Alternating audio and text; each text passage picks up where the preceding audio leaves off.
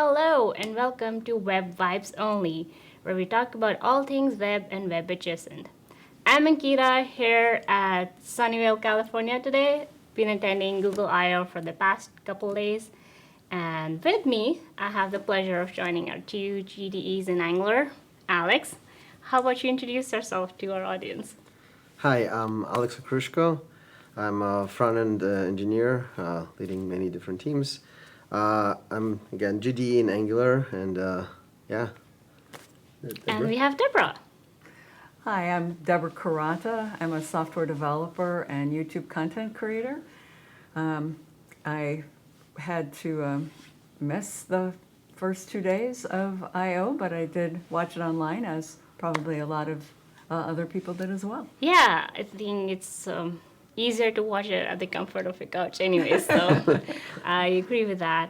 I'm so happy that you guys are here with me today, and let's get started. What's been on the top of your mind, given not just all things at Google I/O, but maybe in Angular also?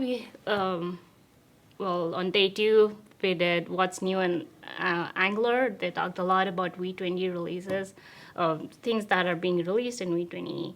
But yeah, whether Angular or any of the other talks that you watched at Google I/O, what's on top of your mind, Alex? Many things. Again, the Google I/O was highlighting the advancements in AI, right? And they had the AI counter, of course. Yeah. Yeah, word counter. I think it's, again, big change in how we develop. It will be. It's already taking shape, and it's not the matter of if, it's when and how. And I think for us as engineers, we now need to understand and try to use these tools better and see how they can be part of our workflows. For example, like GitHub Copilot, right? It was all last year, and for example, I used it, and for me, it is helping me in writing code and stuff like that. The next generation now of the tools would be a complete game changer. So I think for anybody who's not using any of the code assists or any AI tools, I think it's a good time to get their hands dirty and start using them, because I think this is one of those tools that will really help us write code in the future. Yeah, and one of the talks we just saw kind of took that even a step further and talked about that assembly language was originally developed for computers Machines, to yeah. understand, Mm-hmm. and Yeah. then we got more intermediate level languages like C, C Sharp, TypeScript, and all of those to help us understand. And in the future, will that even be necessary if we're just talking to a AI of some type? Yeah. Does it really need to output the same kind of programming languages Right. that we've worked on in the past? And I thought Yeah. that was kind of, Yeah, yeah, that made Thinking me that- think twice too. That was great, and they quoted someone that said like English is becoming the smartest programming language Yeah. or something to that in effect. And I was like, yeah. Personally, I think it would be, even when I read that quote, I thought it would be really cool if we get to a point someday that it's not just English. Anyone could be talking to an LLM model in the native language, and it just understands, and they vibe code with whatever language that they want to. I don't know. I know it's a lot of futuristic conversations that we are having here, but we've seen a lot of cool demos too. So it's been a fun experience, and now given all the buzz around AI, I think, is there anything that gave you goosebumps? So like, oh my God, I can't wait to try this for myself, for a product, or like in your day-to-day life, or for software? Well, I'm still talking to Alexa and Google Home, and I'm continue to be very disappointed. It's like, what do you mean you don't know that? Yeah. You have access to the internet. How do you not know the answer to this Right. question? You should So- know more than me. What the Yeah, hell? exactly. You should be able to answer just about anything. So in the near term, one of the things I'm personally looking forward to is just smarter assistance at home, something that could actually, do, like I remember several years ago at Google I/O that the speaker stood in the front and said, okay, make me a hair appointment for 3 p.m. on Wednesday. I would actually, 3 Use years that. later, like to actually have something like that. So that I could, can you move my appointment to 7 or, something. Yeah. Because right now it's just, the weather today is, other than that, it's not as helpful, I think, as it could be.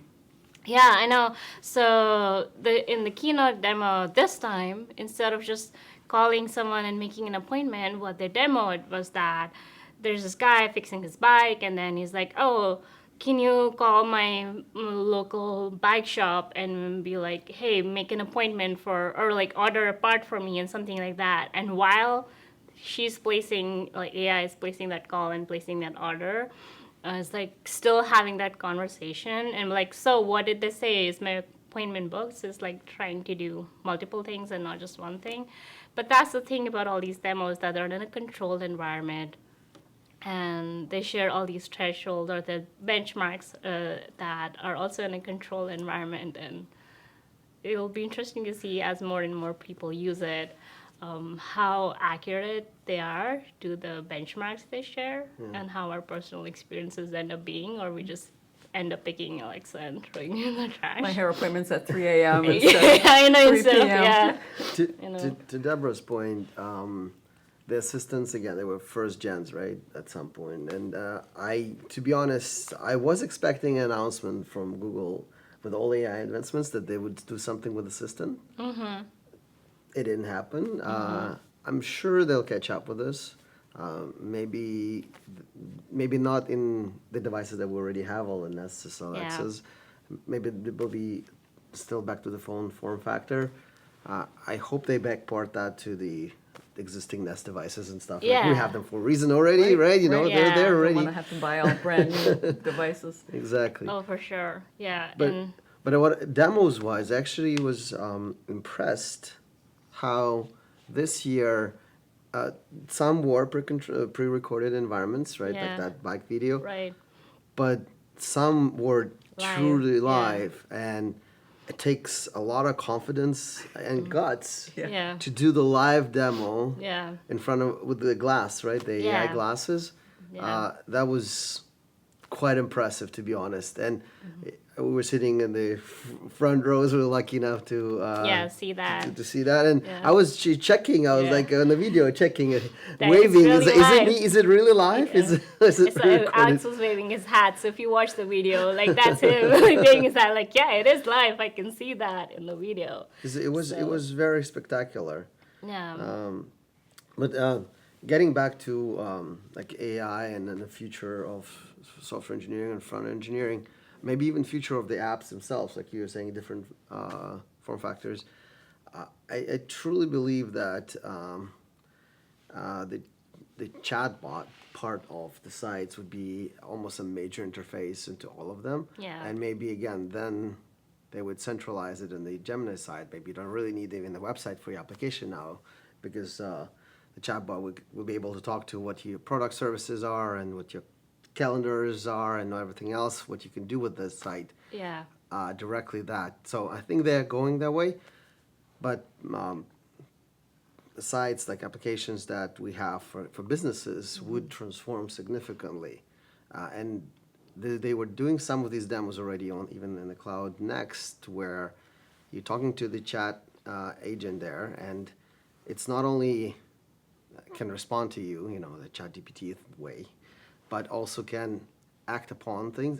Second, it's grounded in the data that you have. So first, it can talk to you, understand, and reply. Secondly, it's grounded in the data that you have about your site. So which products you have, which services you have, what prices, all that stuff, right?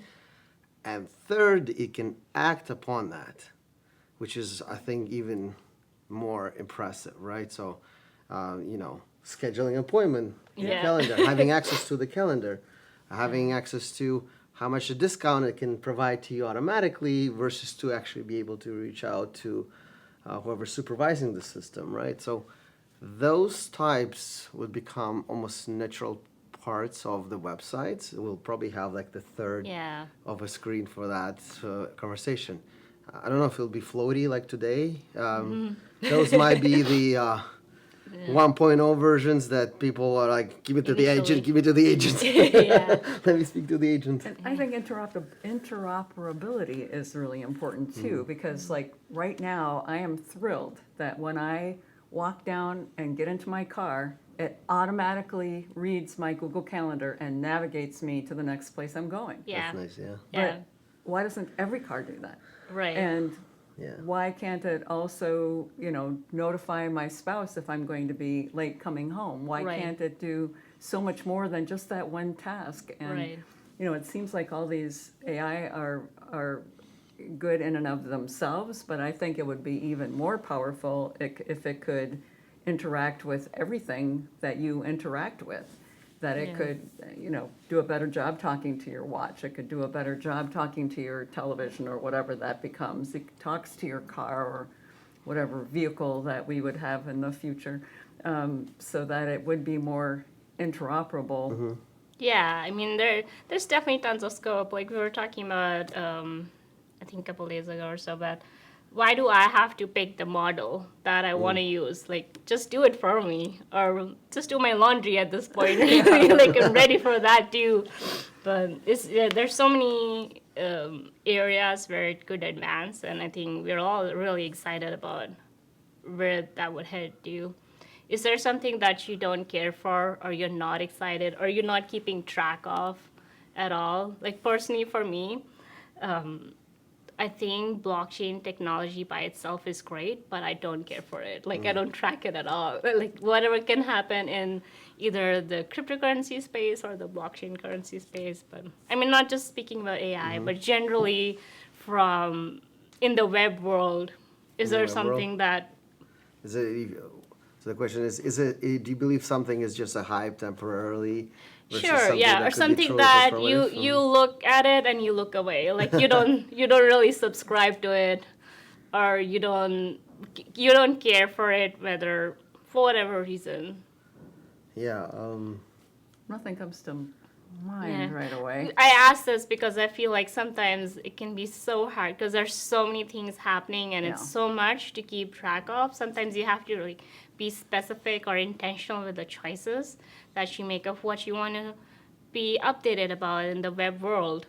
So I think, like for example, some Angular developers don't really care for CSS, and there's so much happening in CSS world, and there are like new API advancements and baseline interoperability in the web browser world also that they don't really keep track of, which is absolutely fine because you have to pick your battles and you have to pick what you want to focus on. yeah. It's funny that you mentioned that, right?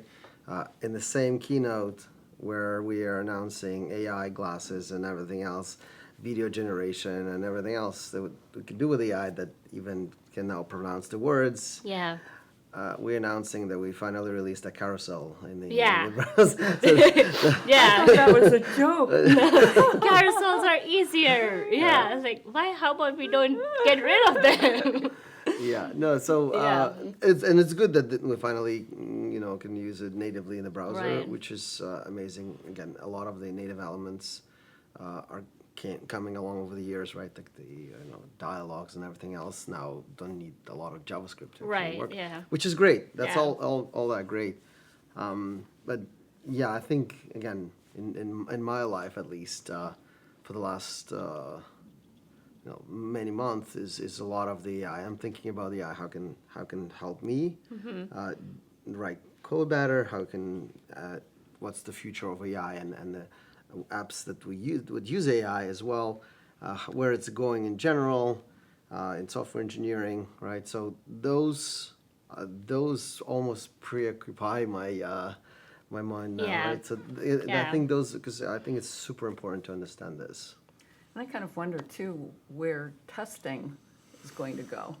Yeah. Because we have testing tools now, but like even for Angular right now, there isn't a one recommended yeah. way to test. But how is that even going to change going forward with AI? I mean, really going to have it generate the same kinds of unit tests that we have now, or are we going to come up with some different way to even be testing and trying these? Because, you know, a typical unit test, how would that do audio? How would that actually communicate with a person to see or to talk to your car about whether, you know, you need to charge or you're not going to make it to your appointment tomorrow, or, you know, something along those lines? How you even test all of that without, with kind of using our same tools that we have. So how much is that area of development going to need to change? You can't just mock absolutely everything. Everything, yeah.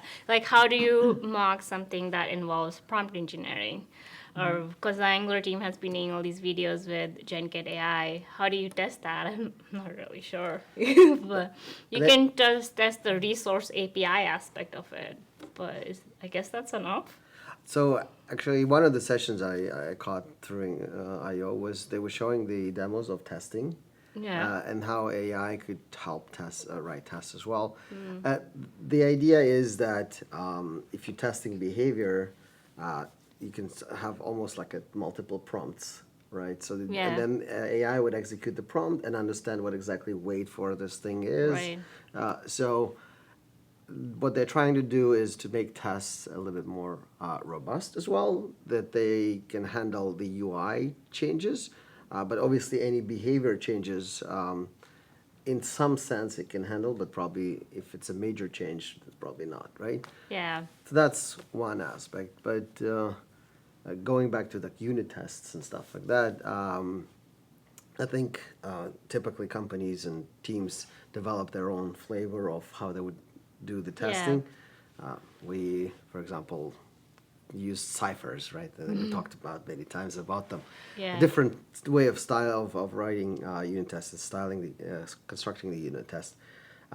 What is cool now with AI generation, you can also tell here, look at this example, and I want to test this new component using that style. And in today's world, it can get very far already. Right. And again, this was almost a revolutionary change when the Gemini 2.5 Pro, the experimental one, the 325 model, came out, and they can actually pull that off. For me, it was like an eye-opening model. I was like, wow, now I can start using that tool. And this is something that was told today as well, right? When we see like a 2%, 3% improvements, it just doesn't make any sense for us, right? Right. It's when it starts getting those solid use cases and perform on them, then we start paying extra attention to this, right? So this is the same. That's why this is a very good time in coding to start looking and paying more attention to the AI. Yeah. Because AI and models are there where we can actually take advantage of them. Yeah, AI assisted programming, testing, designing, everything, really. Yeah. Yeah, it's been fun and interesting. I think I get this question asked a lot, like, aren't you concerned about the state of web because of AI? And like, it's actually, I think at least as of today, it's exciting. We'll see again tomorrow where it grows or what shape it takes. But sure, we used to ride horses, and now we ride cars, and now our cars are smart, and our kids probably won't have to learn how to drive. I learned how to drive on a stick shift. They probably would just talk to the car, or maybe the cars will fly finally.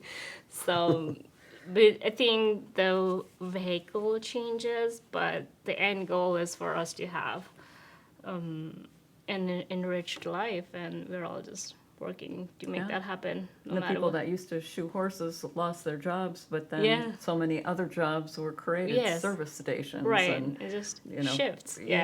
So the hope that as we move on, maybe there will be less need for as many programmers, but then there will be more of a need for something else. Yeah, absolutely. I agree. And I think that the conferences like these just highlight that aspect of it and where it might be headed. So switching gears a bit, anything that's absolutely non-technical that's been on your mind lately that you've maybe experienced here or has brought you joy? Like, I live in Austin, Texas, and so being here in California is just so delightful.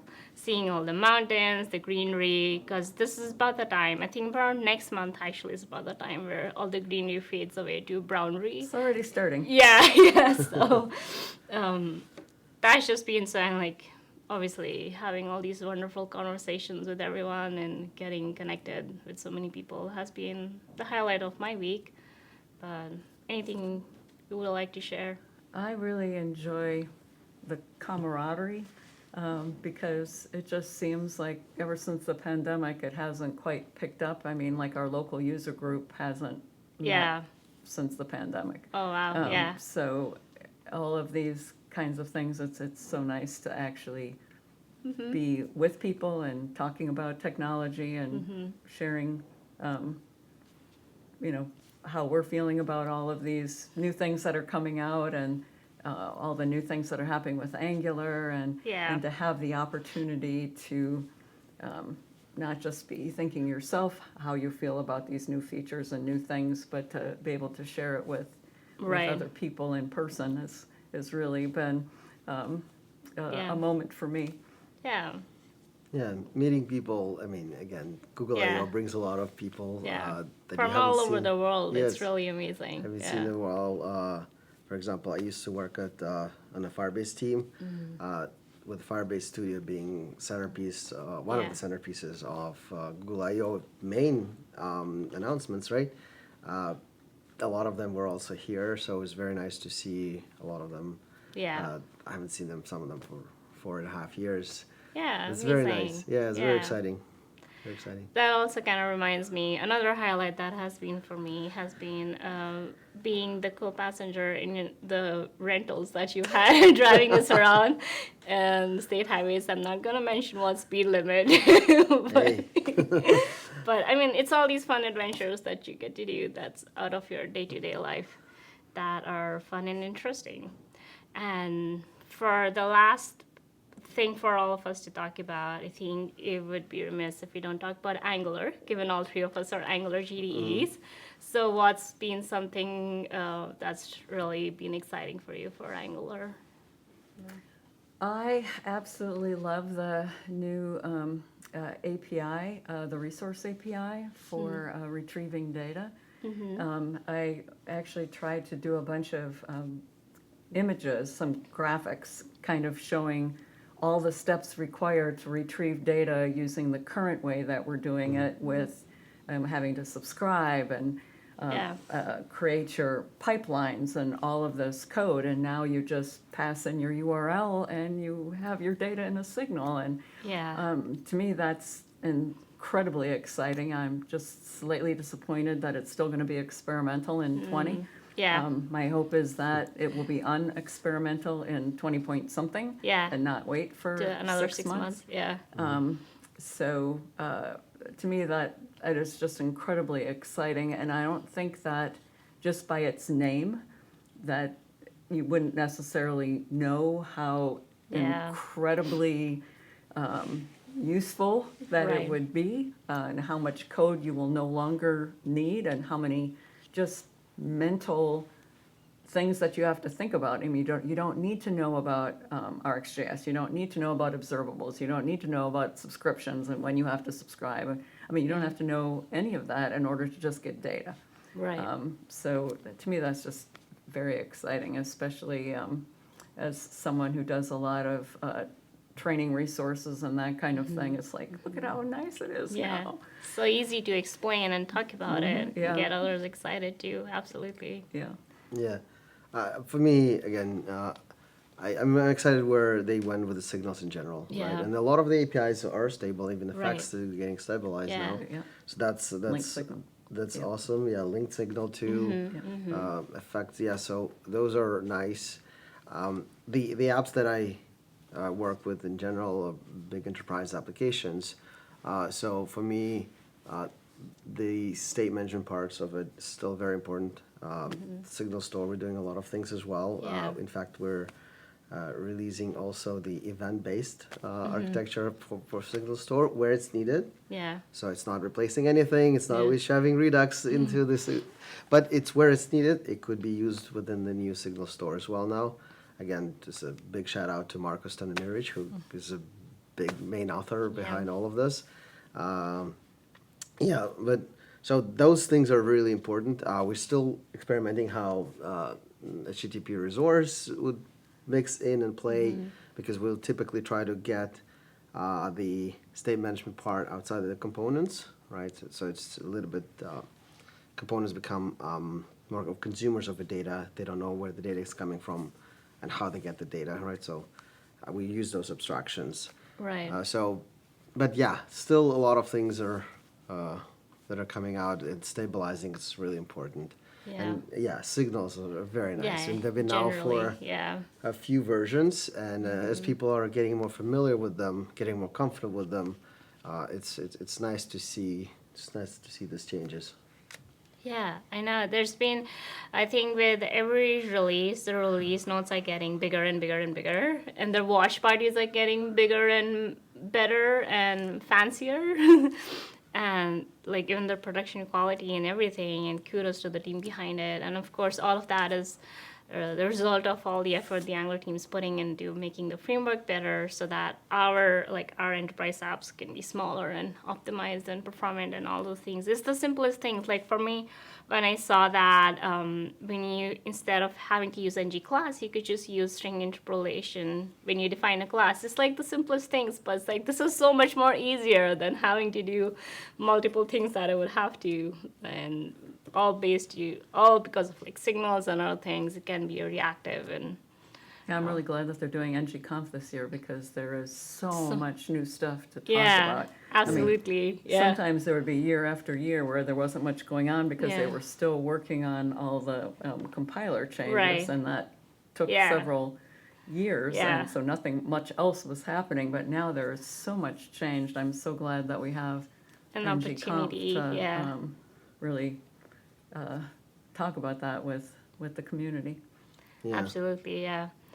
Angular today is, as a framework, I think it's in the best place ever. For sure, Right. yeah. So it's now small. It's now fast. It's now lean. It's Yeah. now easy to understand, easy to onboard onto, and it's moving at the very fast pace of innovation. And what's important, at the predictable path as well, right? So we know the major Yeah. version schedules, and an Angular team continues to surprise me with how much they can get into all the new versions, making things backwards compatible as well. So Right. again, this is one of the biggest advantages of Angular in general, that it can take you through the upgrade story and have and use, if you want to use the new versions, Yeah. new cool nice features, you can have them, Yeah. and you can easily migrate them, but also at the same time, you don't break all of your code as well. Right. So this is again one of the highlights of Angular, how much easier it is to Yeah. do, and it got to the very incredible place right now. I want to see even higher adoption of Angular now. Not that anywhere it's- through the ecosystem, yes. For sure, yeah. That would be awesome because I think it's now getting to a place where other frameworks are noticing and other framework developers are noticing, like, oh, actually, Angular does these things that we don't really have an option, or we have to add multiple libraries and solve for it in a much complicated way that Angular has made it simple because of signals and other things. So it's definitely getting a lot of hype built around it, and I'm confident in the team that they'll stay on that trajectory and keep it uphill from there. But yeah, it was my absolute pleasure and honor to have you guys join me today. Thank you so much. And Thank dear you. listeners, we'll see you next time. Thank Thank you. Thanks.